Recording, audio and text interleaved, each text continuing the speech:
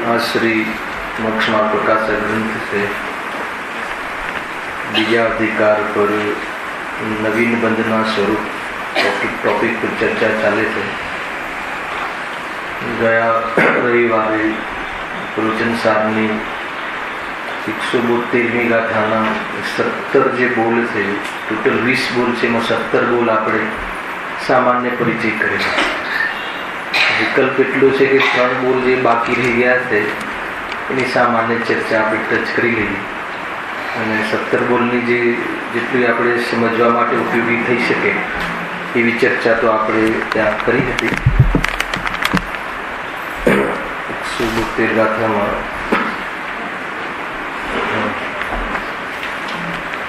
17મો અંતિમ બોલ આપણે એ લીધું હતું કે જે ધાર્મિક ચિહ્ન છે એટલે વિતરાગ આત્મા થઈ જાય, મુનિ યોગ્ય વિતરાગતા પ્રાપ્ત થાય, એને બહારમાં નગ્નતા, પીછી, કમંડલ આદિ બાહ્ય ચિહ્ન છે, અને અંદરમાં પૂર્ણ વિતરાગતા આત્મા થઈ જાય તો જે ધ્યાન અવસ્થા બહારમાં જે નાસાગ્ર દ્રષ્ટિ, હસ્તકમલ આદિનું જે પ્રતિમા આપણે પર વિરાજમાન છે એવું બહારમાં એને ધાર્મિક ચિહ્ન કહ્યા.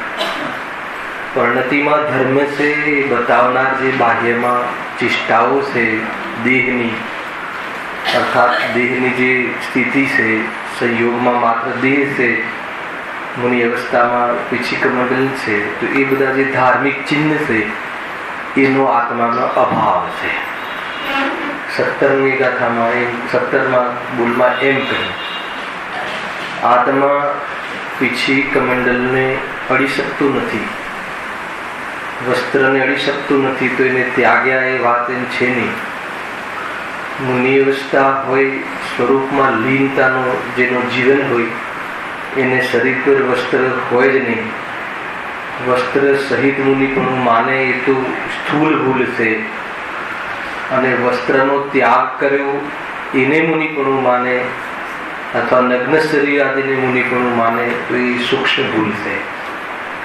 સ્વરૂપમાં લીન રહેવું, આનંદમાં રહેવું એનું નામ વાસ્તવમાં મુનિદશા છે. એ બોલ પરથી આપણને એ પણ ખ્યાલમાં આવે છે. એટલે એ બધું છે ખરું સંયોગમાં નગ્ન શરીર આદિ, પણ એનો આત્માનો અભાવ છે, એટલે એ આત્માનું પહેચાન નથી, એના દ્વારા આત્મા ઓળખાતું નથી, એ આત્માનું વાસ્તવિક પણ નથી. એ મેં કહ્યું એટલે આત્મા કેવો છે? અલિંગી છે. એ લિંગ આત્માનું નથી, એ રીતે આત્માને ગ્રહવું જોઈએ. માટે એ પ્રમાણે એ બધા લિંગ છે આત્મા ન હોવાથી આત્મા અલિંગી છે. હવે 18, 19 ને 20 ત્રણે બહુ મહત્વપૂર્ણ બોલ છે. ગુરુદેવના પ્રવચનમાં આવ્યું હશે કે આ બહુ સૂક્ષ્મ ચર્ચા છે, બહુ સૂક્ષ્મ વાત આમાં કહી છે, એની ચર્ચા કરી જશે ગુરુદેવે. તો 18માં શું કહે છે? લિંગ એટલે કે ગુણ, એવું જે ગ્રહણ એટલે કે અર્થાવબોધ પદાર્થ્યાન તે જેને નથી તે અલિંગ ગ્રહણ છે. આ રીતે આત્મા ગુણ વિશેષથી નહીં આલિંગિત એવું શુદ્ધ રીતે છે, એવા આત્મની પ્રાપ્તિ થાય છે. સામાન્ય જોઈએ તો અહીંયા ગુણભેદથી આત્મા રહિત છે, જે અભેદ આત્મા છે, અભેદ ગુણોનું અખંડપણું છે, એ વાસ્તવમાં આત્મા છે. ગુણભેદ જે છે એ આત્મામાં નથી. એ મેં કહ્યું આલિંગિત કરતું નથી ગુણ ભેદને. શું કહેવું થાય છે એમાં? કે આત્મા પરને તો અડતું જ નથી, ગજબની વાત છે, અડતું જ નથી શરીર આદિને તો, અને પરના લક્ષથી થતી રાગની પર્યાય છે એને પણ સ્પર્શતું નથી. એ વાત તો સમજમાં આવી ગઈ, પણ ગુણ ભેદને પણ આલિંગિત થતું નથી, અડતું નથી, સ્પર્શતું નથી. બહુ સૂક્ષ્મ વાતો છે. સમીસાની કઈ ગાથા? 7મી ગાથા. ચારિત્ર દર્શન જ્ઞાન વ્યવહાર કથને જ્ઞાની કહ્યા છે. ચારિત્ર નહીં, દર્શન નહીં, નહીં જ્ઞાન જ્ઞાન શુદ્ધ છે. રીઝર છે મતલબ દર્શન જ્ઞાન ચારિત્રને પણ વ્યવહારથી કહ્યા આત્મામાં. રાગને વ્યવહારથી કહેવામાં તકલીફ પડતી હતી. પ્રવચન સાર છે. આગળની ગાથાઓમાં તો કહી આવ્યા કે રાગ આદિને આત્મા ધારણ કરે છે. અહીંયા તો પ્રમાણના દ્રવ્યની મુખ્યથી ચર્ચા છે પ્રવચન સારમાં. તો હવામાં રાગ નથી થતું. રાગ કોણ ગ્રહણ કરે છે? આત્માની પર્યાયમાં. આત્માથી રાગ અભેદ છે. કોઈ અપેક્ષાએ કહ્યું નથી. કેમ કે આકાશના ફૂલની જેમ રાગ પેદા થતું નથી. એ જ પુરુષ સંસારમાં એ જ આચાર્ય કહે છે કે પરને તો અડતું નથી, રાગને અડતું નથી, પણ ગુણ ભેદને પણ અડતું નથી. તો મારો પ્રશ્ન એ છે કે ગુણમાં ગુણભેદ નથી. જો ગુણભેદ નથી એમ કહીએ તો અનંતતા સિદ્ધ થતી નથી.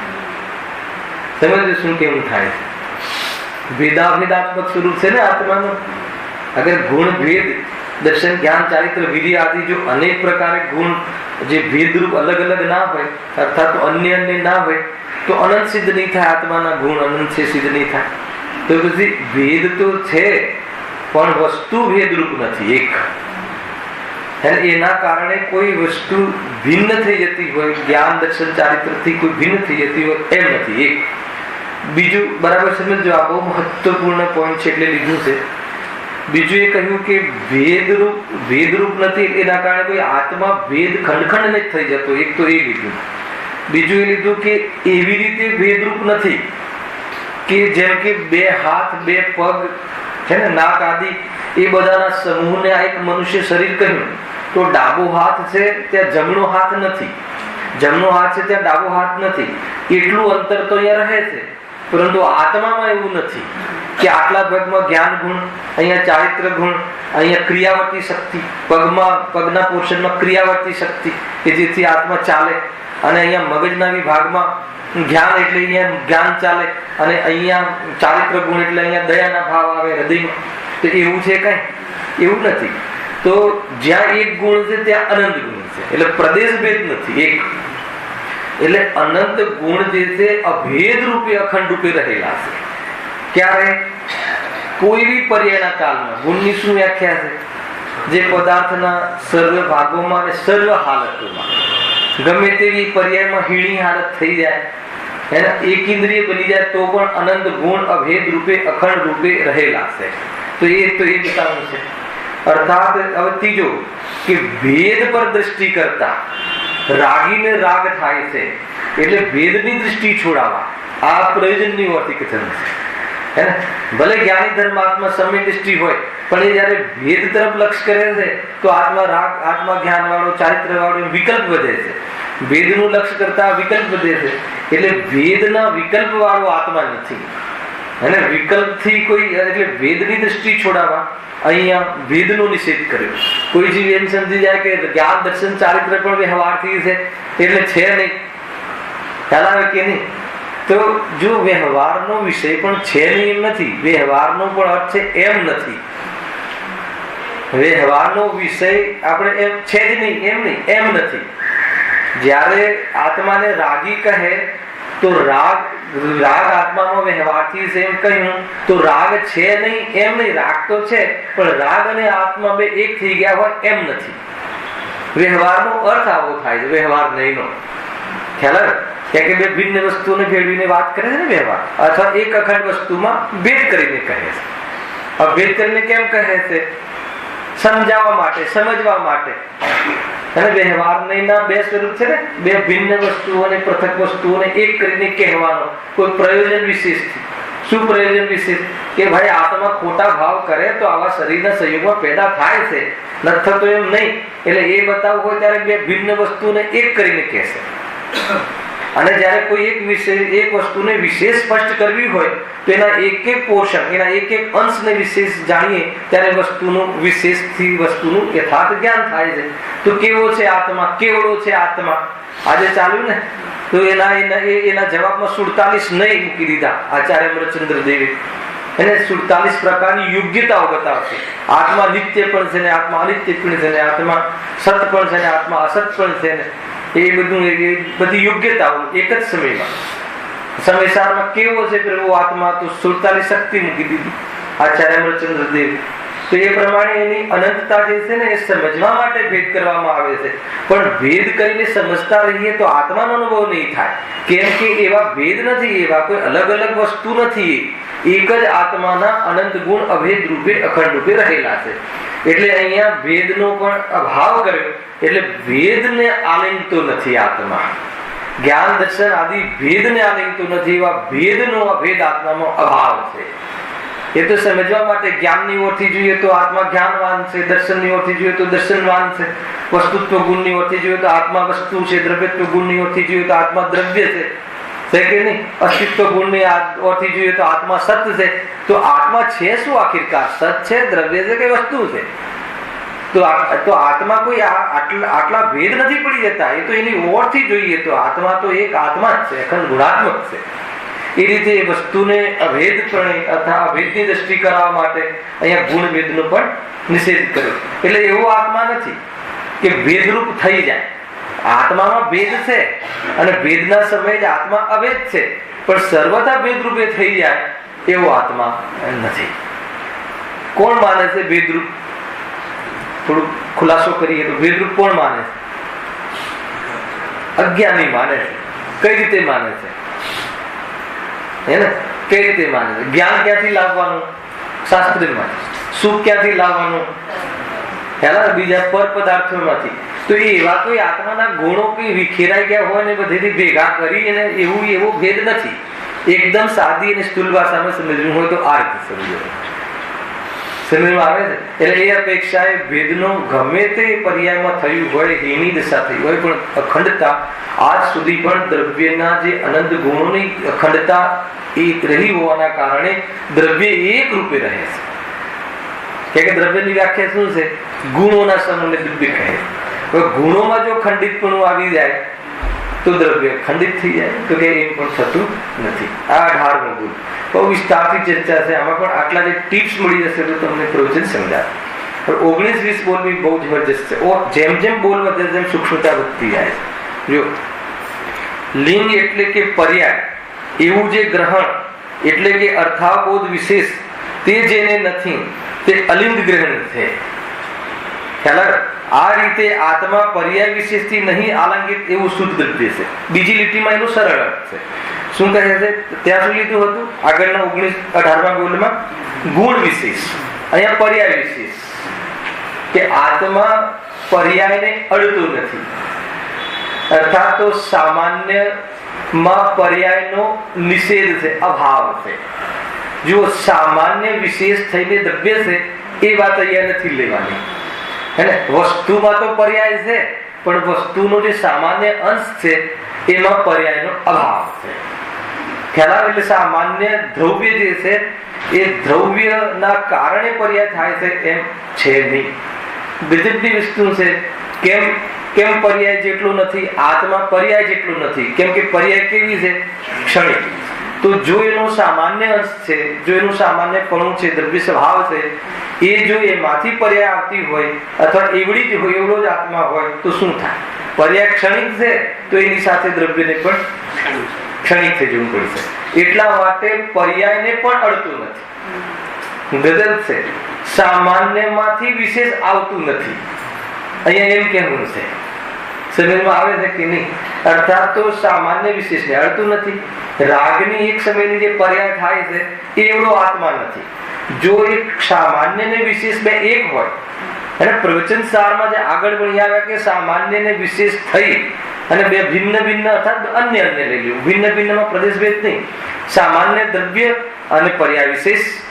સામાન્યમાં ગુણ આવી જાય અર્થાત ગુણોનો સમૂહ આવી જાય, અને પર્યાય વિશેષ એ બે થઈને દ્રવ્ય છે. ખ્યાલ આવે કે એ અહીંયા વાત નથી લેવી. અહીંયા લેવી છે કે પર્યાયનું એ સામાન્યપણા સાથે કોઈ નિસ્બત નથી. એ સામાન્યનું પર્યાય સાથે કોઈ નિસ્બત નથી. સામાન્ય તો ત્રણેય કાળે શુદ્ધ રહે છે અને પર્યાય તો શુદ્ધ થાય છે. ખ્યાલ આવે કે નહીં? આત્માનો જે ત્રિકાલ સ્વભાવ છે, આત્માનું જે ત્રિકાલ સામાન્યપણું છે, જે છેપણું છે એ દ્રવ્યની ઓરથી, અને જે જ્ઞાનપણું છે એ જ્ઞાનની ઓરથી. ખ્યાલ આવે કે નહીં? આ બે કન્સેપ્ટ ચાલે છે જયેશભાઈ. ખ્યાલ આવે?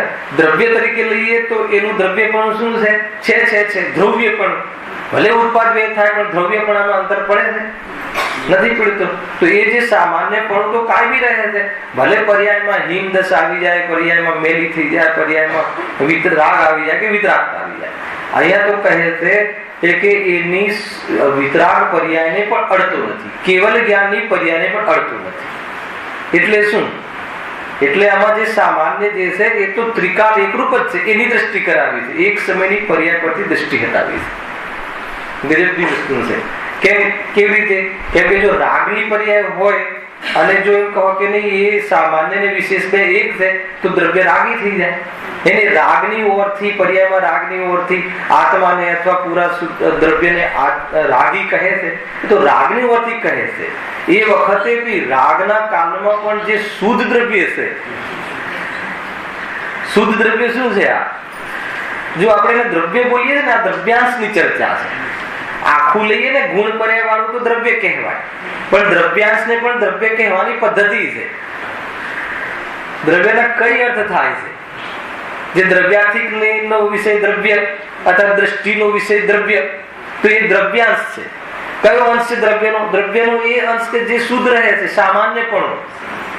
જેમ કે આપણે પર્યાયમાં પણ સામાન્યપણું ઘટાડીએ છીએ ને, એક સમયની જ્ઞાનની પર્યાય, એમાં જે જાણવું થાય છે, એમાં જો જાણવું થાય છે એ અર્થથી લઈએ તો એ સ્વભાવનો અંશ છે. ક્યારે એવું બને કે જાણવું ન થાય?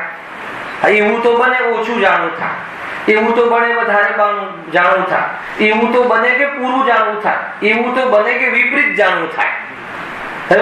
એ તો પર્યાયની બીજી પોર્શન, બીજી અપેક્ષાએ જોઈએ તો આ બધી અવસ્થાઓ એ જ પર્યાયની બને છે. પણ એને ગૌણ કરીને જાણવું જે થાય છે એ અર્થથી જોઈએ, કેવલી ભગવાન હોય કે એકેન્દ્રિય જીવ હોય, કીડા મકોડા હોય કે આપણે હોઈએ, જે જાણવું થાય છે સ્વભાવનો સામાન્ય છે. એ જાણવું જે સામાન્ય છે એમાં અંતર આવતું નથી. તો એનું શું થઈ ગયું? સામાન્યપણું, દ્રવ્યપણું. તો દ્રવ્યપણા સાથે દ્રવ્યપણાને કોઈ ફરક નથી પડતો. પર્યાય વિપરીત થઈ જાય કે પર્યાય પૂર્ણ થઈ જાય. એવો આત્મા સ્વભાવે શુદ્ધ છે. એ કહે ને, આત્મા સિદ્ધ પણ નથી ને સંસારી પણ નથી. છઠ્ઠી વાત, આત્મા પ્રમત પણ નથી ને અપ્રમત પણ નથી. આ કયો આત્મા? એક બાજુ કહે કે આત્મા રાગી દ્વેષી સંસારમાં આ રીતે રખડેલી છે, એ આત્મા પણ કેવો છે? સંસારી પણ નથી, શુદ્ધ નથી. તો કયો આત્મા? પણ તો કે ત્યાં આત્મા એટલે પૂરો દ્રવ્ય નથી લેવાનો, આત્માનો એવો અંશ, આત્માનું એવું આત્મપણું, એવું અસ્તિત્વપણું, એવું જાણણપણું કે જે ક્યારે બી નષ્ટ ને પ્રાપ્ત થતું નથી. હીન થઈ જાય પર્યાયમાં તો પણ જ્ઞાન ગુણનો નાશ થતો નથી. એટલે એનાથી પ્રભાવિત નથી થતું, કેમ કે સામાન્યમાંથી વિશેષ આવતું નથી. સમજમાં આવે છે કે નહીં? ગજબની વસ્તુ છે. એટલે પર્યાયને અડતો નથી. કેવલ જ્ઞાનની પર્યાય જેટલો પણ આત્મા નથી. આ એટલી સ્વતંત્રતા બતાવી છે કે આજે પણ આપણું દ્રવ્યપણું, આજે બી આપણું જે ધ્રુવનું લક્ષણ દ્રવ્યપણું, પર્યાયમાં પણ દ્રવ્યપણું છે ને. દ્રવ્યપણું કોનો અંશ છે? પર્યાયનો અંશ છે. પર્યાયમાં ઉત્પાદિત દ્રવ્ય ત્રણ અંશ કોના છે? પર્યાયના. આ દ્રવ્યપણું ક્યાંથી આવ્યું? કે ધ્રુવનું લક્ષણ છે. એ દ્રવ્યપણાથી ખ્યાલમાં આવે છે કે વસ્તુ કાયમી રહે છે. ભલે પર્યાયમાં ઉથલ પાથલ થાય, નાનો મોટો થયો, બચપનનું ઘડપણ થયું, પણ વસ્તુ તરીકે તો એ જે સળંગતા છે દ્રવ્યપણાની, તો એ દ્રવ્યપણાના કારણે એ દ્રવ્યપણું કોઈ પર્યાયથી પ્રભાવિત થતું નથી. કેવલ જ્ઞાનની પર્યાયને પણ એ શુદ્ધ પર્યાય, નિર્મલ પર્યાયને પણ સામાન્ય અડતું નથી. સામાન્ય એને કરતું નથી, એને અડતું નથી. સમજમાં આવે છે કે નહીં? એટલે એવડો આત્મા નથી. અચ્છા, એવડો આત્મા હોય તો શું થાય? એવડો આત્મા હોય તો શું? અત્યારે કેવલ જ્ઞાન છે નહીં આપણને, આપણે આત્મા જ નક્કી નહીં થઈએ. રાગ જેટલો કરીએ તો રાગ તો જતો રહે છે, આત્મા નષ્ટ થઈ જશે. એટલે આત્મા તો બહુ મોટી સત્તા છે, એને એ તો મહાસત્તા છે. આપણી આવંતા સત્તામાં પણ આત્મા એવી મોટી મહાસત્તા છે કે જેના આશ્રયમાં અનેક પર્યાયો થાય, આને થાય ને જાય પણ એને કાંઈ થતું નથી. એટલે કહે છે કે સામાન્ય છે એમાંથી વિશેષ આવતું નથી. સામાન્યમાંથી વિશેષ નથી આવતું એમ કહે છે ને અહીંયા. જ્ઞાન ગુણમાંથી જ્ઞાનની પર્યાય થતી નથી એમ કહે છે. એ ગજબની વાત છે. આ કઠિન પડે કે ના પડે? આ બધું સ્વાધીનતા બતાવી છે. સામાન્ય અહીંયાનો બોલ એ છે કે પર્યાય શુદ્ધ થઈ એટલે સ્વભાવ શુદ્ધ થયો એમ નથી. સ્વભાવ તો ત્રણેય કાળે શુદ્ધ હતો. ખ્યાલ? આત્માનો સ્વભાવ શુદ્ધ કેમ થયો? પર્યાય શુદ્ધ થઈ એટલે પર્યાય તો શુદ્ધ થઈ અને પોતે શુદ્ધતાનો અનુભવ કર્યો પણ દ્રવ્ય તો ત્રણેય કાળ શુદ્ધ હતું, એટલે સામાન્યમાંથી પર્યાય નથી આવતી. જો સામાન્યમાંથી પર્યાય આવતી હોત તો સામાન્ય જે દ્રવ્ય છે શુદ્ધતા તો ક્યારથી છે, તો ત્યારથી પર્યાય શુદ્ધ આવી જતી હતી. તો કે એટલા માટે કે સામાન્ય કોઈ દિવસ, અને પર્યાય ક્યારથી મલિન છે? અજ્ઞાનીની અનાદિથી. તો દ્રવ્ય એક સમય માટે પણ મલિન થયું નહીં. જો અડતું હોત, જો બંને થઈને કાંઈ કરતા હોત તો એ પણ મલિન થઈ ગયું હોત. એટલા માટે સામાન્ય પ્રભાવિત નથી. હવે બહુ વિશ્વ બહુ જબરજસ્ત છે. લિંગ એટલે પ્રત્યભિજ્ઞાનનું કારણ એવું જે ગ્રહણ, એટલે કે અર્થાવબોધ સામાન્ય. આગળ શું લીધું હતું? અર્થાવબોધ વિશેષ. ત્યાં વિશેષ એટલે પર્યાય, અહીંયા અર્થાવબોધ સામાન્ય. તે જેને નથી તે અલિંગ્રહણ છે. આ રીતે આત્મા દ્રવ્યથી નહીં આલંગિત એવો શુદ્ધ પર્યાય છે, એવા અર્થની પ્રાપ્તિ થાય છે. શું કહ્યું અહીંયા? બહુ બરાબર ધ્યાન રાખજો. આ રીતે આત્મા દ્રવ્યથી નહીં આલંગિત. આત્મા દ્રવ્ય કેવું છે? આત્મા દ્રવ્યથી નહીં આલંગિત એવો શુદ્ધ પર્યાય છે, એવા અર્થની પ્રાપ્તિ થાય છે. આમાં શું ખબર પડી? બહુ કઠિન છે કે નહીં? અહીંયા પર્યાયને આત્મા કહ્યો. શું કહ્યું? શુદ્ધ પર્યાયને આત્મા કહ્યો. શું કહ્યું? તમારા ચાલી ગયેલું છે ત્યાં. અહીંયા જીવ એવો અર્થ કાઢે છે કે જો પર્યાયને આત્મા કહ્યો ને, શુદ્ધ પર્યાયને આત્મા નથી કહ્યો. અહીંયા બહુ બીજી વાત છે. અહીંયા એવી વાત છે કે હવે જે સામાન્યમાંથી વિશેષ નથી આવતું એ વાત તો થઈ ગઈ, પણ વિશેષમાં પણ સામાન્ય નથી આવતું. ખ્યાલ? પર્યાયમાં પણ સામાન્ય આવતું નથી. એવી પર્યાય સ્વતંત્ર અને સ્વાધીન છે. પર્યાયમાં કેવલ જ્ઞાન અથવા નિર્મલ પર્યાય થઈ. એ પર્યાય તો કહે છે કે એ પર્યાય દેવશાસ્ત્ર ગુરુના કારણે તો નથી થઈ. સમજો, મંદ કસાય મંદ રાગ થયો, મહાવ્રત આદિના પાળવાનો ભાવ એમાંથી તો નથી થઈ.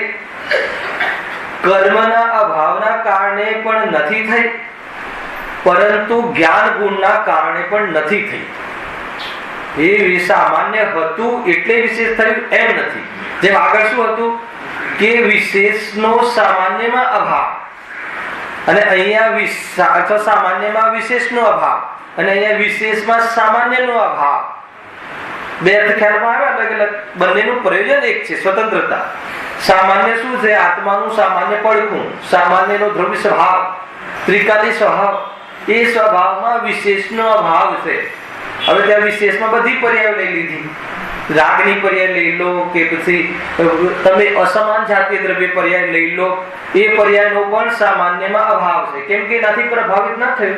આત્માએ પંચભૂતગલ પરાવર્તનમાં મનુષ્ય આદિ દેવ આદિના શરીર અનંતવાર ધારણ કર્યા, પણ આત્માનો જે સામાન્ય સ્વભાવ એક સમય માટે પણ મનુષ્ય થયો હોય તો બતાવો. એનો અર્થ એ થઈ ગયો કે સામાન્યમાં વિશેષનો અભાવ છે. બરાબર છે? હવે અહીંયા શું લેવું છે? વિશેષમાં સામાન્યનો અભાવ છે. હવે શું લીધું? રાગ થવાનું કારણ સામાન્ય સ્વભાવ નહીં, અને રાગનો અભાવ થવાનું કારણ પણ જ્ઞાન ગુણ નહીં.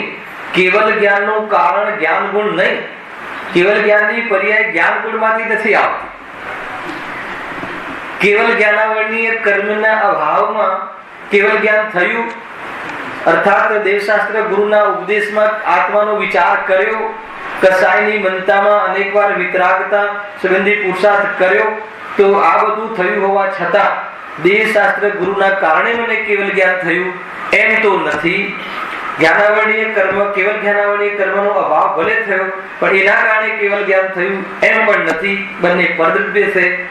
કસાયની મનતા વિશેષ કરી એના કારણે પણ વિતરાગતા અર્થાત કેવલ જ્ઞાન થઈ એ પણ નથી.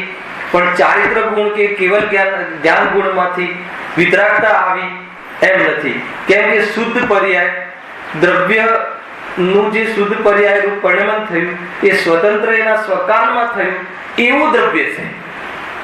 અહીંયા શુદ્ધ પર્યાય દ્રવ્ય ન કહ્યું. મારું દ્રવ્ય કેવું છે કે મારામાં કેવલ જ્ઞાનની પર્યાય જે થાય છે એને પણ મારી જરૂર નથી એવો હું છું. કુલ મળીને આ અનુસાર છે.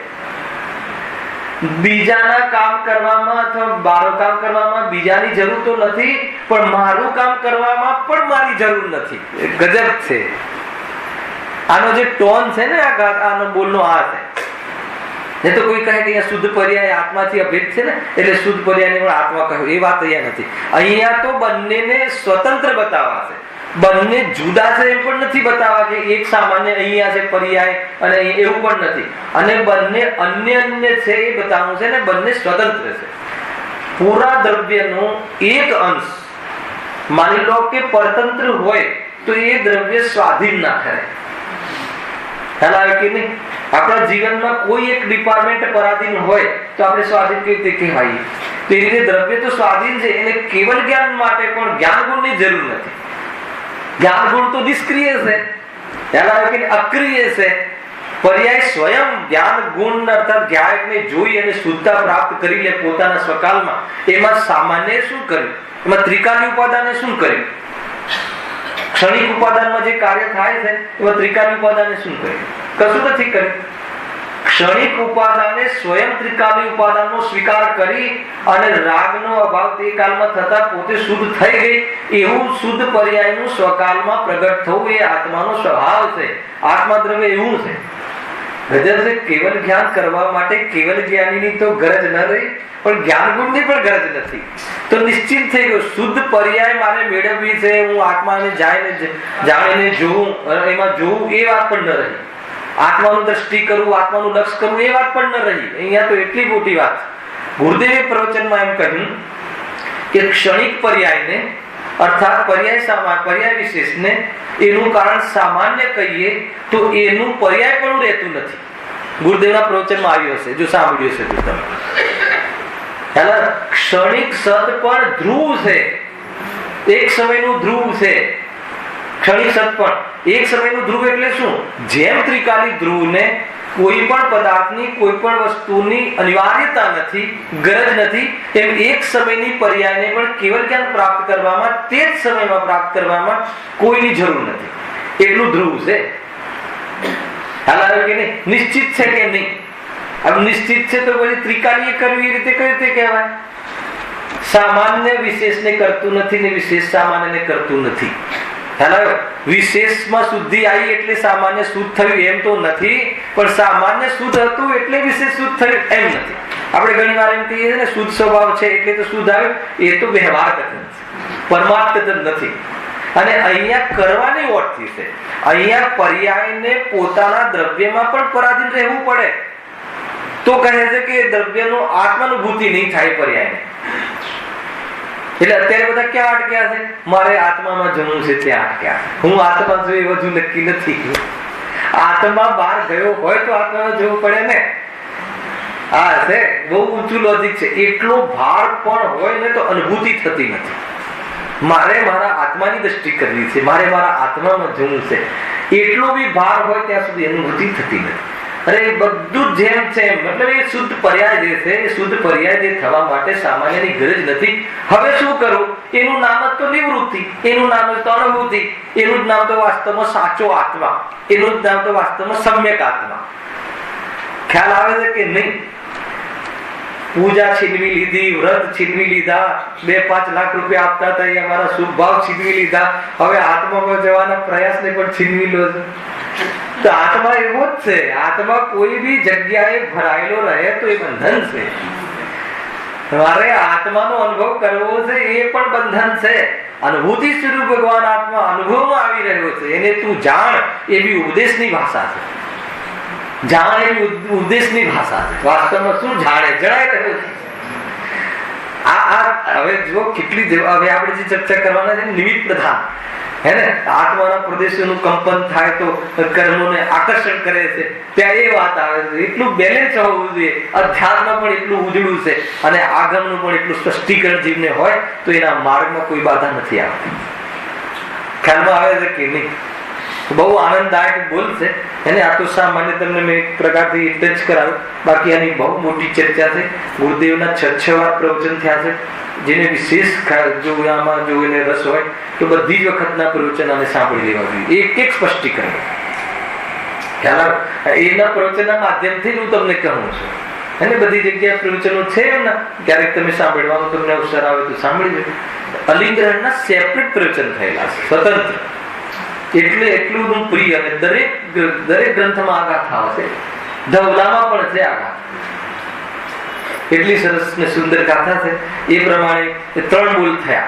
है ने गुण भेदनो पण अखंड आत्माમાં અભાવ છે, સામાન્યનો સામાન્યમાં વિશેષનો ભાવ છે અને વિશેષમાં સામાન્યનો ભાવ. આનાથી ઘણા પ્રમેય ખુલે.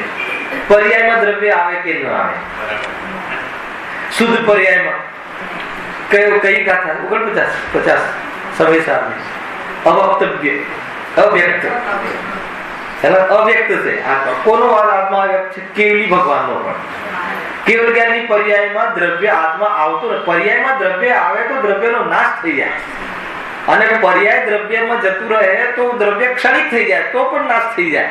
એટલે સામાન્ય વિશેષ વગર જો કોઈ જીવ વસ્તુને માને તો સિંગડા વગરનું ની ગાય કે સિંગડા વગરની ભેંસ જેવું સ્વરૂપ થઈ જાય છે. અને સામાન્ય વિશેષમાં સામાન્યથી વિશેષ ને વિશેષથી સામાન્ય માને તો પણ મિથ્યાત્વ છે. સમજો, બહુ ઊંચી વાત છે. સામાન્ય વિશેષાત્મક વસ્તુ જે છે એમાં સામાન્ય વિશેષ વગર વસ્તુ એકાંત કરી નાખે તો પણ એ મિથ્યાત્વ છે. અને સામાન્યથી વિશેષ થાય છે અને વિશેષથી સામાન્ય થાય છે એમ અંદર અંદરથી પરાધીનતાનો અનુભવ કરે તો પણ મિથ્યાત્વનો અનુભવ થાય છે, અર્થાત તો આકુળતાનો અનુભવ થાય છે. એને પણ આત્માનુભૂતિ થતી. ખ્યાલ આવે જીતુભાઈ? કન્સેપ્ટ હૃદયમાં આનંદ આવી જાય એનું છે. એટલું બધું સ્વતંત્ર છે. કેવલ જ્ઞાનની પર્યાયને કેવલ જ્ઞાન રૂપે થવા માટે એને આત્માની સામે જોવું પડે એવું નથી. કોની સામે જોઈને કરશે? કરાવે કે નહીં? અર્થાત એને સ્વરૂપની સહાય લેવી પડે એવું નથી. એ સ્વયં વસ્તુને અભેદ અનુભવ કરીને કેવલ જ્ઞાન લઈ લે છે. પર્યાય ગજબ છે. રાજભાઈ સંબંધો આવે ને 20 બોલને આવે, થોડું થોડું આવે. એનો અર્થ એટલું છે કે સામે મતલબ કે જો પ્રવચન સારની શૈલી હોવા છતાં બી અહીંયા અધ્યાત્મને વિશેષ ખોલ્યું. કેવલ જ્ઞાનની પર્યાય કોના આશ્રય થાય? દ્રવ્ય. રાગની પર્યાય દ્રવ્યના આશ્રય. દ્રવ્યની બહાર એ આખા દ્રવ્યની વાત છે, અને અહીંયા દ્રષ્ટિના વિષયની વાત છે. બંનેનો વિષય જો તમને ખ્યાલ નહીં હોય તો ભૂલ કરી નાખશો. પ્રમાણનો દ્રવ્ય તો શુદ્ધ પર્યાયનો પિંડ તે દ્રવ્ય.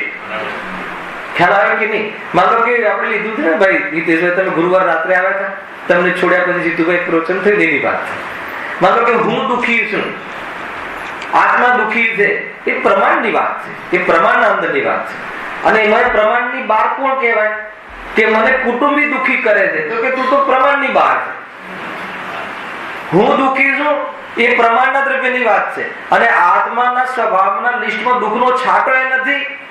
હલાવે કે નહીં? એ દ્રષ્ટિના વિશેની વાત છે. અને ત્રણેય વસ્તુ પરમ સત્ય છે. દુઃખ થાય ત્યારે પરનું લક્ષ્ય હોય જ છે, અથવા કર્મનો ઉદય હોય જ છે. પણ દુઃખી સ્વયં થાય છે. દુઃખી કહો, રાગી. રાગ એટલે દુઃખ. રાગ અને દુઃખ ને અવિનાભાવી સંબંધ છે.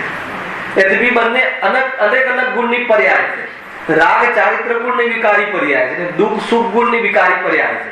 પણ રાગ અને દુઃખ ને અવિનાભાવી સંબંધ છે. રાગને દુઃખનું કારણ કહે છે અને આકુળતાને દુઃખ કહે છે.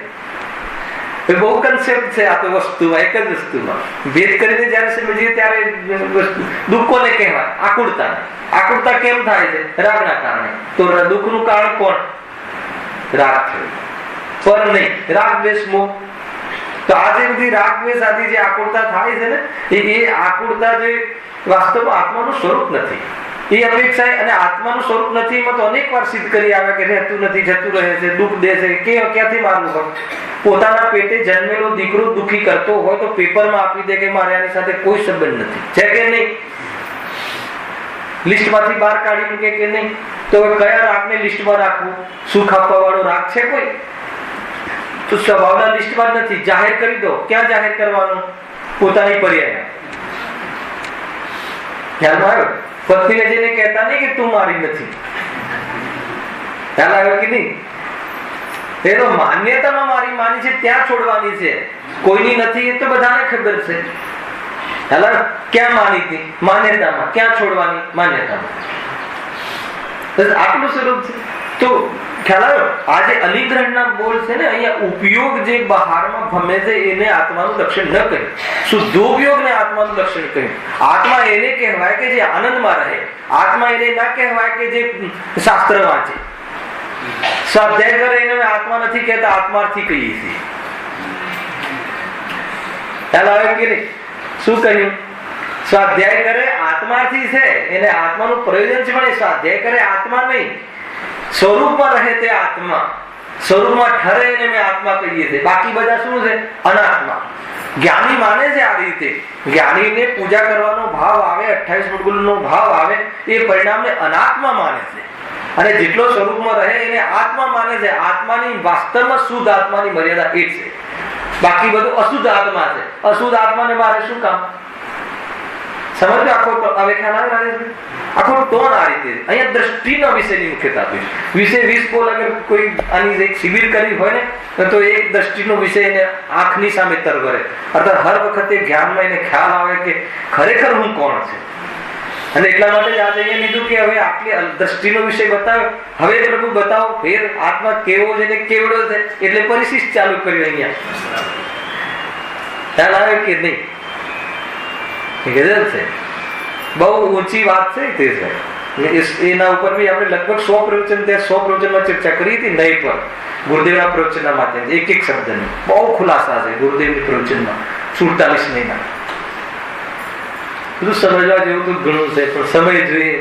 પોતાને સુખ આપવા માટે સમય જોઈએ. પોતાને સુખ આપવા માટે સમય ના હોય એના જેવું મોટું દરિદ્ર કોણ હોય?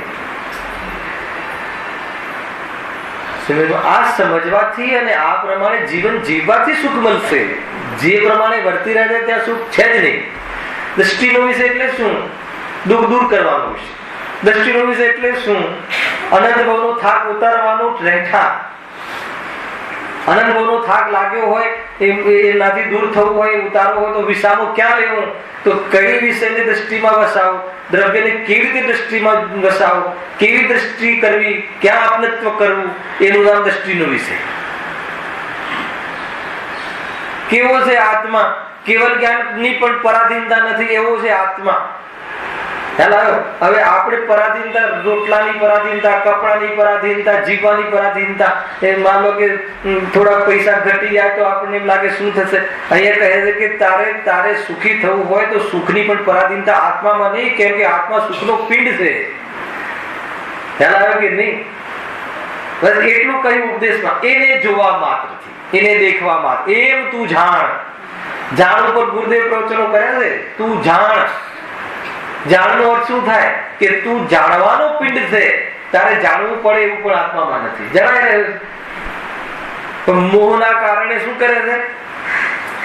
નજરઅંદાજ કરે છે. મોહના કારણે તીરોભૂત થઈ ગયું છે. મોહના કારણે આ સ્વરૂપ જોતું નથી.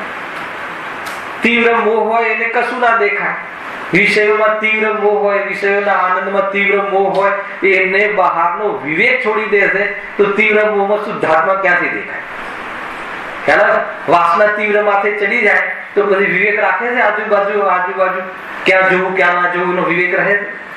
તો તીવ્ર મોહમાં વિવેક છોડી દે છે. લૌકિક તો તીવ્ર મોહ હોય, આટલો આત્માની એટલી વાસના હોય, બહારમાં વિષયની વાસના હોય, એને આવું સ્વરૂપ ઢંકાઈ ગયું છે છતાં પણ નાશ થયું નથી. સમજમાં આવે છે કે નહીં? બહુ સરસ સુંદર બોલ છે. 18, 19, 20 તો વાસ્તવમાં હે ને. હવે આપણો વિષય થોડોક ટચ કરીએ. હા, પર્યાયમાં પર્યાયનું એ જ છે વાત. પર્યાયમાં દ્રવ્યનું વેદન છે જ નહીં. પર્યાયમાં દ્રવ્યના સામર્થ્યનું વેદન છે. પર્યાયમાં પર્યાય ગૌણ થઈ, સમજો એક એક શબ્દ. પર્યાયમાં પર્યાય ગૌણ થાય છે. એક તો પર્યાયની દ્રષ્ટિ છૂટે છે, એક એ દ્રષ્ટિ એ સમ્યક છે. અને પર્યાયમાં પર્યાય ગૌણ થાય છે. એટલે શું? હું ક્ષણિક છું એ બાજુ ગૌણ થઈ જાય છે. પર્યાય તો દ્રવ્યના સામર્થ્યને અભેદ કરીને, પોતાની ક્ષણિક સત્તાને ગૌણ કરીને, અને જે પરિણમન થાય છે એનું નામ વેદન છે. ખ્યાલ આવ્યો કે નહીં? જે પણ કોઈ માની લો કે ઓર પર્યાયમાં વેદન શામાં થાય? પર્યાયમાં વેદન એટલે પરિણમન. અહીંયા પરિણમન લેવું છે. વેદનનું એક જ જાણવું પણ થાય છે, પણ અહીંયા પરિણમન લેવું છે. માનો કે તમને દુઃખનો અહેસાસ શામાં થાય? દશામાં, પરિણમનમાં. હવે કોનું પરિણમન થાય છે? દુઃખમાં શું થાય છે? દુઃખ થાય છે. દુઃખમાં શું થાય? દુઃખ થાય છે. તો દુઃખમાં દુઃખ થાય છે, દુઃખને પરિણમન કહ્યું, અને દુઃખના પરિણમનમાં દુઃખ થાય છે, એટલે પર્યાયમાં પર્યાયનું વેદન થાય. આ દુઃખની વર્તી સમજાવે. હવે પર્યાયમાં હવે સુખનું વેદન. તો આત્મા તો ત્રણેય કાળે શુદ્ધ હતો, પણ ત્રણેય કાળે શુદ્ધ છે એવી શ્રદ્ધાનું પરિણમન થયું. એ તો પુરુષાર્થ છે, એ પરિણમન થયું. તે પણ આત્મા હું છું, અથવા શ્રદ્ધાનો વિષય શું છે? શુદ્ધાત્મા હું છું એવું કહીએ છે ને. પોતાને પોતારૂપ માનવું એનું નામ સમ્યક છે. હવે પોતાને પોતારૂપ માનવા માટે શું કરવું છે? કોઈ જવાબ. પોતાને આત્માને પોતાનો માનવો એનું નામ શ્રદ્ધા, સમ્યક દર્શન. બરાબર છે? તો આત્માને પોતાનો માનવા માટે શું કરવું? શું કર્યું? પોતાનો માનવો. પોતાનો માનવા માટે શું કરવું? પોતાનો માનવો. પોતાને માનવાનું પરિણમન થવું એ પર્યાયનું પરિણમન છે, અને એ તો પર્યાયનું વેદન છે. બીજું કયું વેદન છે? એમાં આત્મા પરાયો થઈ જ નતો ગયો, તો એને પોતાનું કરીને પર્યાય બે એક ફિક્સ થઈ જાય, અને પર્યાય એમાં ભળી જાય, અને પર્યાય એમાં ઘૂસી જાય, એવું કશું છે નહીં. ત્રણેય કાળે જેમ પર્યાય આજે બી પર્યાય રૂપે રહે છે, એમ અનુભવ થઈ ગયા પછી પણ હર સમય કેવલ જ્ઞાનની નવી પર્યાય રૂપે આયા જ કરે છે. પર્યાય રૂપે પોતાનું અસ્તિત્વ સાચવી રાખે છે. કાંઈ અભેદ થઈ જતું હશે એટલે પર્યાય સ્થગિત થઈ જતી હશે, પર્યાય પછી નવું પરિણમન જ નહીં થતું હોય, અને બે એક થઈ જતા હશે, એમ નહીં. અભેદનો અર્થ શું છે ખબર છે? સ્વરૂપ સદસ્ય પરિણમન થવું એનું નામ અભેદ. અભેદનો અર્થ નહીં કે પર્યાય અને દ્રવ્ય બે એક થઈ જાય. એક થઈ જાય તો દ્રવ્ય જ ના રહે, દ્રવ્ય કુટસ્થ થઈ જાય. તો દ્રવ્ય કથનચિત કુટસ્થ છે, દ્રવ્ય સર્વથા કુટસ્થ નથી. દ્રવ્ય કેવું છે? કથનચિત કુટસ્થ છે. દ્રવ્ય સ્વભાવની ઓળથી જોઈએ તો કુટસ્થ છે, અને પર્યાય સ્વભાવની ઓળથી જોઈએ તો પરિણમ છે. દ્રવ્ય નિત્ય પણ છે, અનિત્ય પણ છે. અનિત્ય પર્યાયમાં વસ્તુ સ્વભાવનું નિત્યપણાના સામર્થ્યનું વેદન, જે કુટસ્થ હોય કે તે વેદન કરે, પરિણામમાં વેદન થાય. એટલે પરિણામન કહો, વેદન કહો, એક જ. હવે પરિણામનમાં પર્યાયનું વેદન થાય છે. પોઈન્ટ તો એ હતો. તો પર્યાયનું વેદન થાય એટલે શું? પાછો એક શબ્દ વચ્ચે મેં મૂક્યો તો પર્યાયમાં પર્યાય ગૌણ થઈને. કેમ કે એટલો જ હું નથી, હું તો પરિપૂર્ણ છું એવું વેદન કરે છે. તો એમાં પરિપૂર્ણ કોઈ પર્યાયમાં આવી જતું નથી. એ પર્યાય રૂપે રહીને પર્યાયમાં એનું વેદન કરે છે. એનું નામ એ છે. એટલે સોગાણીજીના શબ્દ તમને બોલમાં મળશે કે હું તો પર્યાયના વેદનથી પણ જુદો છું. જો આત્માનો આનંદ તો વેદનમાં થાય છે, તો પણ કહે છે કે વેદન જે થાય છે ને એ હું નહીં, ગજબ છે. કેવલ જ્ઞાન હું નહીં, એ વેદન થાય. કેમ કે વેદન તો તે પર્યાય હમણાં કર્યું. હું તો વેદવા લાયક વાળો જીવ પદાર્થ તો હું અનાદિથી છું, એ હું. એ દ્રષ્ટિનો વિષય થઈ ગયો. હવે આવે છે કે નહીં, એ સાક્ષી ભાવ તે હું નહીં. આ બધું પ્યોર અધ્યાત્મ છે. અને જો બેલેન્સ ના હોય ને તો એની મતિ બગડી જાય, અને બેલેન્સ હોય ને એ તો એ ચાર ગતિની બહાર નીકળી જાય. ખ્યાલ આવે છે કે નહીં? બેલેન્સ હોય તો ચાર ગતિની બહાર પહેલા તો દ્રષ્ટિમાં નીકળી જાય.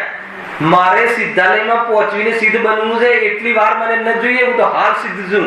કઈ ગતિ વળી મારામાં અને કયો બહારનો પદાર્થ મારામાં, એવી તાકાત આવી જાય ને દ્રષ્ટિમાં.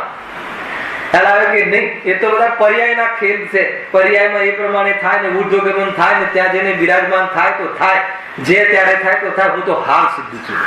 એ એટલી પર્યાયની ગરજ વગરનું દ્રવ્ય હોય છે, અને એની દ્રષ્ટિનો કમાલ છે. સિદ્ધ બનવાની રાહ જોવી પડે. હું તો હાલ સિદ્ધ છું એનું વેદન જેટલી મારામાં સામર્થ છે, એના સામર્થમાં હું સિદ્ધનું વેદન કરું કે ના કરું. એક છે સવિસારમાં આખો શ્લોક છે. શું કરે છે હે પરમાત્મા? આત્માનું સેવન કરે છે. શું કરે છે મુનિરાજ? આત્માનું સેવન કરે છે. શું કરે છે પૂજ્ય ગુરુદેવ શ્રી? આત્માનું સેવન કરે છે. તો ત્રણ અંતર શું? એક અંતર છે કે એ કહે છે કે હે પ્રભુ, તમે સાધ્ય દશા દ્વારા તમે આત્માનું સેવન કરો છો. અમે સાધક દશા દ્વારા આત્માનું સેવન કરીએ છીએ, પણ આત્માનું સેવન જ કરીએ છીએ ને. આ આખો શ્લોક છે. સાધ્ય દશા એટલે શું? પૂર્ણ દશા, કેવલ જ્ઞાન. તમે કેવલ જ્ઞાન દ્વારા તમે આત્માને માણો છો. અમે અમારી પાસે જેટલું જ્ઞાન છે એના દ્વારા પણ અમે આત્માને જ માણીએ છીએ. એટલે અમારા અને તમારામાં શું અંતર છે? એટલા માટે શું થયું? શું કહ્યું? બસ થાવ. હવે આ ગાથાઓ વાંચવાથી બસ થાવ. હવે મારે બી આ લોકોને જાણવું છે, વાત ન રહી. ગજબ છે. આ બધા ટોન છે જીતુભાઈ, જે પર્યાયના વેદનમાં આ વાત છે. પણ પર્યાયના વેદનની હોવા છતાં જયારે દ્રષ્ટિ જયારે કમાલ કરે છે, દ્રષ્ટિ તો કમાલ છે, એટલી બી ગરજ નહીં. આ બધો દ્રષ્ટિનો વિષય ચાલે છે. અલિંગ બોલ पंडित जी ख्याल में आ रहा है, बहुत सूक्ष्म विषय है और समझने लायक है, जीवन में काम आवे ऐसा विषय. એ રીતે છે. કોઈ પ્રશ્ન બી આ સંબંધી હે ને અત્યારે માનસ બનેલું છે તો ખ્યાલ આવી જાય હે ને. અને વિશેષ કોઈની ઈચ્છા હોય એ તો આપણે 172મી ગાથા ચલાવીશું. ખ્યાલ આવે? પણ હું એકલો જ આવું એ ના ચાલે, બધાએ આવવું જોઈએ. નહીં તો પંડિતજી તો બંધાઈ ગયા. હવે એ તો આવશે અને આપણે કામ હોય એ દિવસે નહીં જવું અને ના કામ હોય ત્યારે જઈશું. અને થોડાક મતલબ કે મન કસાઈ પણ છે તો રિપીટ પણ કરી દે છે. ખ્યાલ આવે કે નહીં? સ્વાધ્યાયનું સ્વરૂપ આવું નથી. ખ્યાલ આવે? ખટક ને ગરજ ને વસ્તુ જાણવાની અંદરમાં સુખ મળે છે, ત્યાં કેટલી અંદરમાં ખટક હોવી જોઈએ એની મુખ્ય વાત છે. એ રીતે હા, થોડો વિષય આપણે રનિંગ કરીએ અને પછી કાલે વિસ્તારથી કરીશું. જો નવીન બંધ કેવી રીતે થાય છે, જે લોકો બી જન્મ જયંતિમાં ગયા છે એમનો રૂટીન વિશે કોઈ ગયો નથી. હલાવે કે નહીં? કંઈક તો ગયું છે પણ કંઈક મેળવી પણ છે ને. ત્યાં તો વિશેષ, ત્યાં તો ગુરુદેવના પરિચયનો આ છે તે છે. લાભ જ્યાં હોય ત્યાંથી આત્માનો લાભ લેવો. ખ્યાલ? મૂળ કોઈ વ્યક્તિનો લાભ નથી હોતો, મૂળ તો તત્વનો લાભ છે. જ્યાં ઉભા હોઈએ ત્યાં તત્વનો લાભ લેવો એ મુખ્ય છે.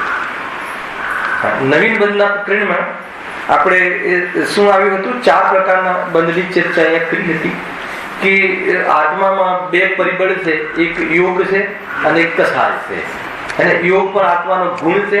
એનું જે સ્પંદન થવું, આત્માના પ્રદેશોનું જે ચંચલપણું થવું એ એનું અશુદ્ધ પરિણામ છે. અને આત્માના પ્રદેશોનું સ્થિર રહેવું એ એનું યોગ ગુણનું શુદ્ધ પરિણામ છે. પહેલા તમે આ સમજી લીધું. અને ચારિત્ર ગુણનો જે મલ છે, શુભ અશુભ ભાવ, ક્રોધમાન માયા લોભ આદિ 25 કસાય, અને શ્રદ્ધા ગુણનું વિપરીત પરિણામ જે મિથ્યા શ્રદ્ધા, આ બધી કસાયો છે જે આત્માને કસવામાં નિમિત્ત બને છે.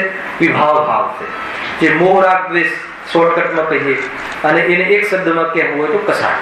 તો કસાય અને યોગને લઈને આત્માના પ્રદેશો સાથે કર્મનું નિરંતર નવો બંધ થાય છે.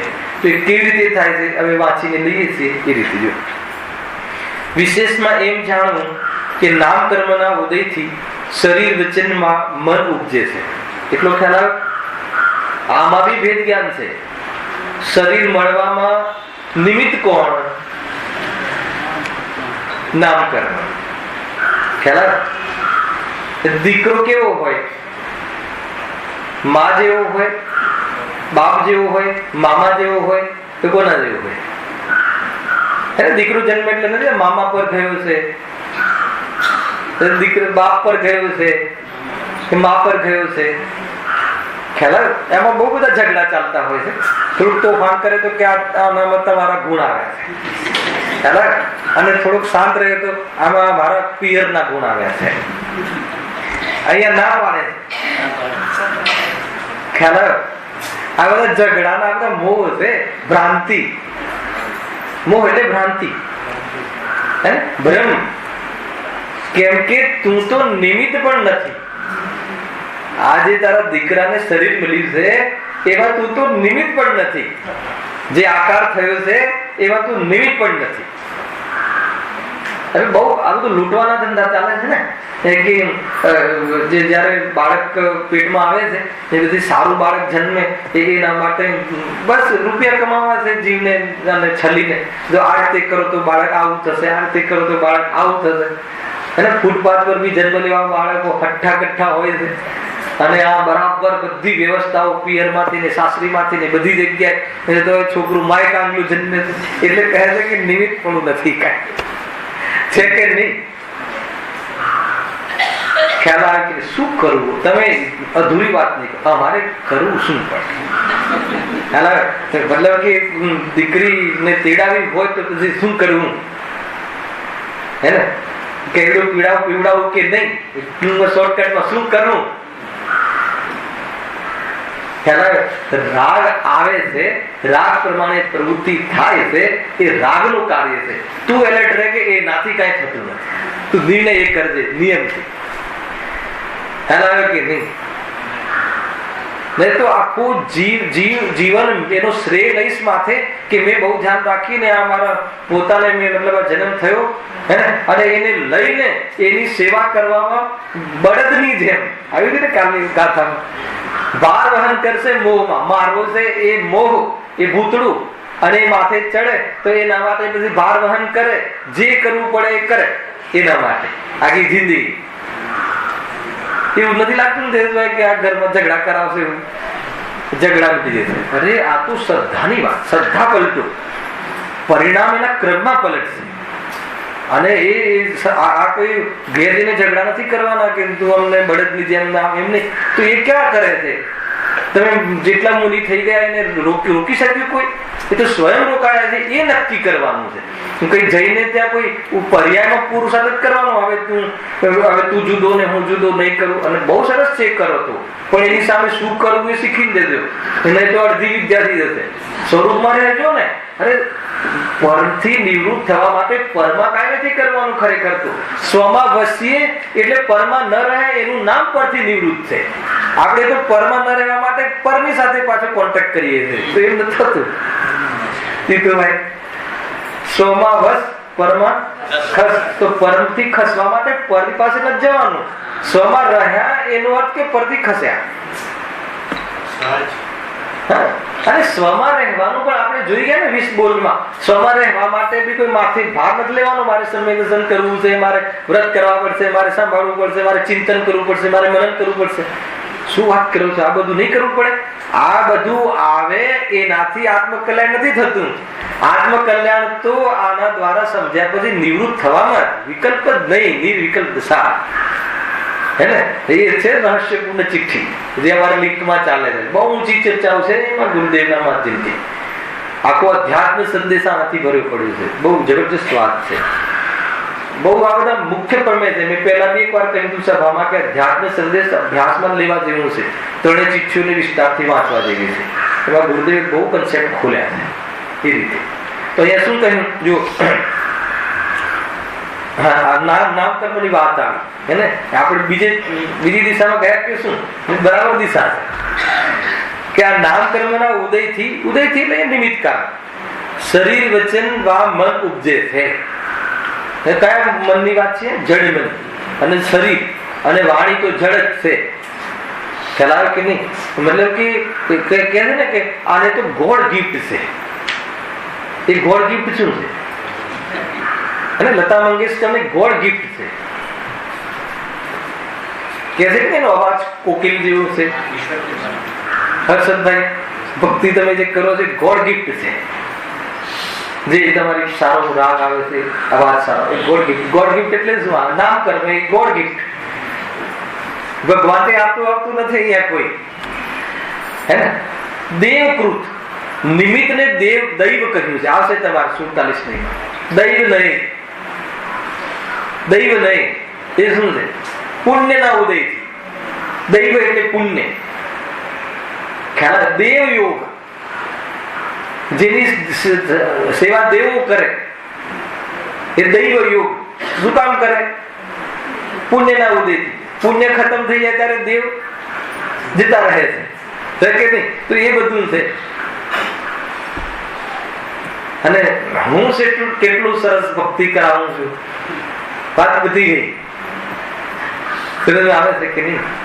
ગજબની વાત છે. જો જીવને અટકવાના સ્થાન ઘણા છે. વાસ્તવમાં કારણ તો એક મોહ જ છે. મોહને લઈને અનેક પ્રકારના ચિત્ર વિચિત્ર ભાવ કરીને ત્યાં ને ત્યાં અપનાપન કર્યા કરે. ખ્યાલ? અને બધી ગળું બેસી જાય ત્યારે કેટલા કારણ બતાવશે. અરે એની એ સુસ્વર પ્રકૃતિ છે, દુસ્વર પ્રકૃતિ છે, अच्छा, દુસ્વર પ્રકૃતિ હોય તો લાભદાયી કે અલાભદાયી? તમને બતાવું, એક દુસ્વર પ્રકૃતિ વાળાને પણ કરોડો રૂપિયા કમાણી થાય છે, કેમ કે અમુક ફિલ્મમાં દુસ્વરની જરૂરત હોય. ખ્યાલ આવે કે નહીં? એવી જાતિના અવાજ હોય ને, ઝાડો અવાજ, અમુક ગીતોમાં ઝાડો અવાજની જરૂર હોય, તો હવે એવો સ્વર ક્યાંથી લાવો? તો એવા દુસ્વર કે જે અમુક જીવોને એ કર્ણપ્રિય ન રહે, એ દુસ્વર, એવા સ્વર વાળા પણ જીવો જોઈએ છે. એને લોટરી લાગી જાય છે, પુણ્યનો ઉદય આવ્યો, કોઈને દુસ્વરની જરૂર પડી તો એને એના રૂપિયા મળે છે, બહારનું એનું ધન આપી મળે છે. તો કઈ વસ્તુ સારી ને કઈ વસ્તુ ખરાબ ને શું ને કાંઈ ઠરતું જ નથી. ખેર આ તો કર્મની ઓરથી પણ એક બતાવવું છે કે આત્મા તો ન્યારો છે, તું મજામાં રહે. આ બધું તો કર્મ પ્રકૃતિના નિમિત્તમાં થવા વાળા નાજ છે. તું તારા જ્ઞાન કલાને નચાવ, એક બી પરમાણુ તારા સંયોગમાં નહીં ઉભો રહે, ગેરંટી છે. કર્મ તો આવા વાળું જ આગળ, કર્મ તો સત્તામાં જ ખખડી જશે અને રાગ મન વાળી લેશે કે આ નથી, મને પુષ્ટિ જ નથી મળતી. અને ચેતન રાજા ત્રણેય કાળ જે ચેતન હતો એ હવે અનાથ સાદી અનંત કાળ પોતાના રાજમાં રહેશે. અત્યારે તો એક ચક્રી શાસન મોહનું અજ્ઞાની વચ્ચે, એને એક ચક્રી શાસન ચાલે છે ને, મોહ રાજાનું શાસન ચાલે છે, એક ચક્રી શાસન અજ્ઞાની વચ્ચે. અમેરિકામાં કોનું શાસન ચાલે? મોહનું શાસન. તો એ બીમારું અમેરિકા છે ને. આખિરકાર બીજું શું છે? બધે મોહમાં એક જ છે બધું. તો એ રીતે છે ભાઈ. હા, વિશેષમાં એમ જાણવું કે નામ કર્મના ઉદયથી શરીર વચનમાં મન ઉપજે છે. તેની ચેષ્ટાના નિમિત્તથી આત્મા પ્રદેશનું ચંચલપણું થાય છે. એના નિમિત્તથી જે શરીર આદિ આ મળ્યું આત્માના સંયોગમાં, અને એના નિમિત્તથી એટલે એના આલંબનથી આત્મા જે ચેષ્ટાઓ કરે છે, આત્મા ચેષ્ટાઓ કરે છે, આત્માના પ્રદેશોમાં પણ ક્ષૌષમ અથવા તો વીર્ય અંતરાયના ક્ષૌષમમાં એ રીતે પરિણમન કરવાની, એ રીતે શરીરના સાથે ચેષ્ટાઓ કરવાની યોગ્યતા પ્રાપ્ત થાય. એમાં પણ વીર્ય સ્ફુરાયમાન જોઈએ. કહીએ છે ને આપણે સામાન્ય રીતે બોલીએ છીએ કે ભાઈ મારી હવે શક્તિ નથી શિખરજી ચડવાની. શિખરજી કોણ ચડે? શરીર ચડે કે આત્મા ચડે કે બંને ચડે? બંને એકબીજાની મદદથી ચડે. શું નક્કી નિર્ણય છે? બંને પોતપોતાની ક્રિયાવતી શક્તિથી ચડે છે, છતાં પણ આ નૈમિતિકપણા રૂપ આત્માના પ્રદેશોમાં એવી શક્તિ આટલા શરીરનું સાથે ચડવા રૂપ એવી જાતિના એ વીર્ય અંતરાયના ક્ષૌષમમાં એવી યોગ્યતા બને. પછી આપણે નથી કહેતા કે આમ અત્યારે તો એવું લાગે છે કે નહીં ચડાય, અને ત્યાં તો ખબર બી નથી પડતી. કેમ કે શિખરીના પરમાણુ એવા છે, જીવ ક્યાં જોડે છે, ક્યાંથી જોડાય છે, ક્યાં. અરે એ વખતે એ વીર્ય અંતરાય કર્મનું એ રીતનો સંરક્ષણ થયો, એવી સ્ફૂર્ણ આવે છે આત્મતત્વના પ્રદેશોમાં. તો એની સાથે ચેષ્ટા થાય છે. એવી ચેષ્ટા થાય છે ત્યારે શું થાય છે? ધર્મ થાય છે કે કર્મ આવે છે? શિખરજી ચડવાનું જે ચેષ્ટા થાય છે શરીરના સંયોગમાં આત્માની, એનાથી આત્માના પ્રદેશોમાં ચંચલપણું આવે છે અને એમાં કર્મને આકર્ષણ કરવાની શક્તિ પેદા થાય છે. એનાથી કર્મનું આવવું થાય છે. શિખરજી ચડવાથી કર્મ ઘટ્યા કે આવ્યા?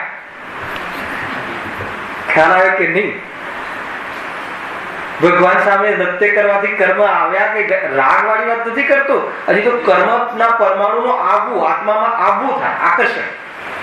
પછી કસાયનું કામ તો જુદું છે, એ પછી કાલે બતાવીશું કસાયનું કામ શું છે. બહુ સુંદર વિષય છે અને વિસ્તારથી છણાવટથી આપણે એને વિસ્તારથી કાલે આજ સીધું લેશું. હવે કે વિષયથી વિષયાંતર થઈ જશે. આ તો પેલા 3 બોલ રહી ગયા હતા એટલે કાલે ડાયરેક્ટ આ લેશું અને પૂરો 1 કલાક આપણે આનો વિસ્તારથી આપણે ચર્ચા કરીશું.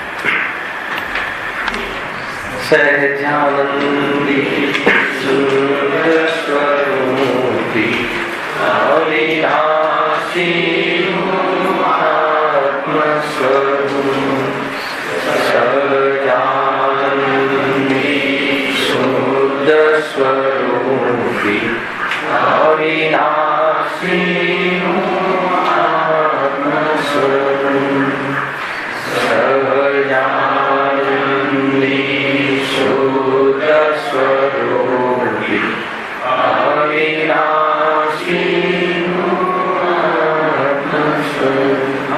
में विराजमान देवादिदेव सुंदर भगवान हमेशा सर्वजीवाणी परिवार सर्वज्ञ पुण्यचार्य अनंत अनंत